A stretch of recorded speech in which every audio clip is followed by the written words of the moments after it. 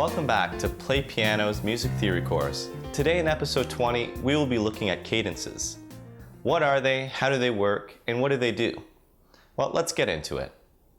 A cadence is best thought like musical grammar. In a sentence, a cadence could be like a comma or a period, indicating the end of a phrase. If you've listened to music at all in your life, you've definitely heard of cadences. For instance, have you heard this before?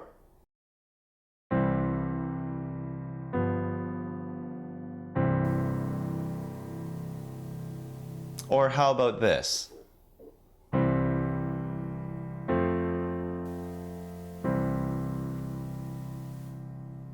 The truth is, we already knew what cadences were.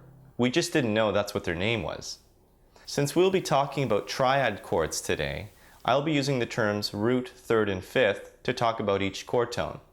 Root being the first note of the triad, third as in the third above the root, it's the second note in the triad, and fifth as in the fifth above the root, and it's the third note in the triad. In the world of cadences, there are 5 types: perfect authentic cadence, or PAC, imperfect authentic cadence, or IAC, half cadence, HC, deceptive cadence, DC, and Plagal cadence, PC. Each cadence has its own purpose and effect when used by the composer, so we will briefly look at each of them. The perfect authentic cadence is perhaps the most recognizable of all the cadences. Here's what it sounds like.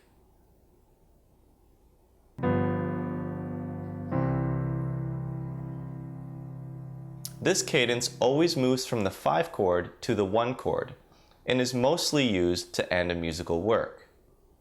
Did you hear how it sounds final and complete? That's because the root closes in the 1 chord, while all the other chord tones, in this case E and G, fill in between. When drawing a PAC, you have to make sure that the leading tone of the scale, or the third in the 5 chord, B in this case, rises to the tonic, or C in this case. If it doesn't, your ear won't think it sounds right. See, musical tones have a tendency to pull certain ways, and if composers don't let them resolve to their natural direction, your ear will tell you that something weird is going on. For instance, listen to the pull of this 5 chord. You'll likely hear it moving slightly higher to resolve, right? But what if it went lower like this? It doesn't sound quite right, does it? Okay, let's move on. Since the perfect authentic cadence had the root or first note on top and bottom, the imperfect authentic cadence is missing the root on top.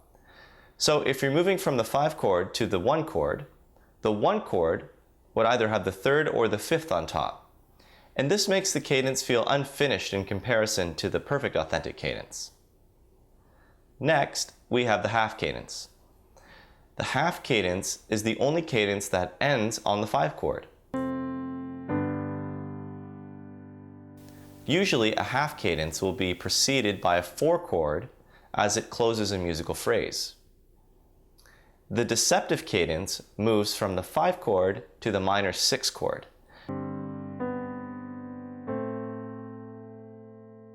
Since our ear is expecting the 5 to 1, the 6 really throws us a little bit, and it adds a unique element to the music.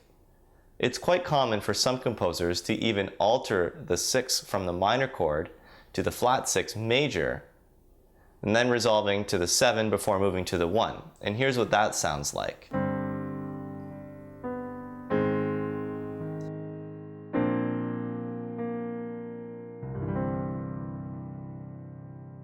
The last cadence we will talk about today is the Plagal cadence. This cadence is used in folk and country music all the time and moves from the 4 chord to the 1 chord.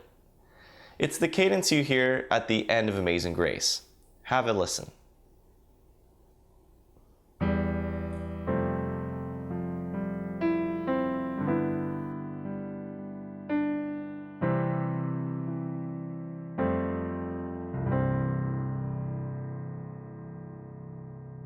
I know this episode had a lot of new terminology and concepts to figure out.